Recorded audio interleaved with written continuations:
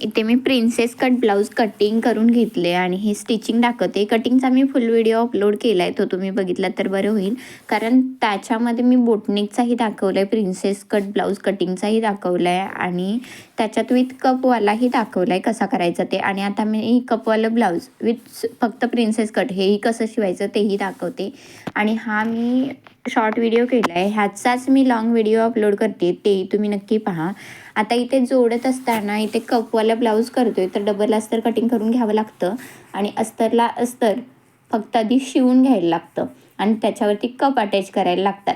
आता cup attach करताना आपला बस पॉईंट किती आहे त्याच्यानुसारही आपण पॉईंट घेऊन कप लावायचे आणि आपल्या साईजचे कप घ्यायचे. प्रत्येकाची साईज किती आहे त्या साईजनुसार कप घ्यायचे. फ्री साईजचे कप लावले तर त्याचं फिटिंग नीट बसत नाही.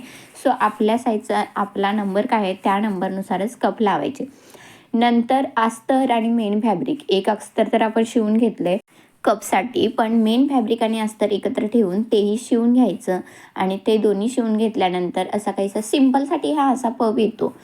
पण जेव्हा आपण मेन फॅब्रिक आणि अस्तर शिवून घेतोय कप आणि ह्याच्यासाठी शिवून घेतोय तेव्हा दोन्हीही लागतं. अस्तर वेगळं, अस्तरवर अस्तर ठेवून वेगळं शिवून घ्यायला लागतं आणि मेन फॅब्रिकवर एक अस्तर ते वेगळं शिवून घ्यायला लागतं.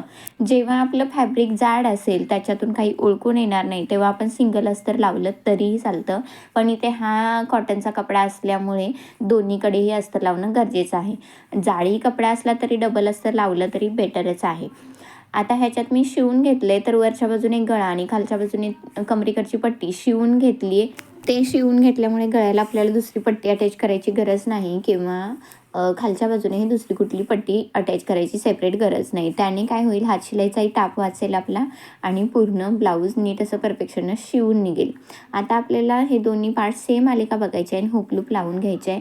तर ह्याचा सविस्तर व्हिडिओ मी अपलोड करते आहे, तोही तुम्ही नक्की पहा. आणि मी princess cut blouse with cup 32 size किंवा 34 साईज हे मी ऑलरेडी अपलोड केलं आहे, तेही तुम्ही बघा. आणि कटोरी ब्लाऊजचं कटिंग आणि स्टिचिंग कसं करायचं तेही मी अपलोड केलं आहे, त्याचाही फुल व्हिडिओ अपलोड केला आहे, तेही बघा. आणि येणाऱ्या थोड्याच दिवसात मी मधुव्याला ब्लाऊज कसं स्टिचिंग करायचं, कसंच कटिंग करायचं त्याचाही फुल व्हिडिओ अपलोड करते, तोही तुम्ही नक्की बघाल. आवडला असेल व्हिडिओ तर लाईक, शेअर आणि चॅनलला सबस्क्राईब करायला विसरू नका.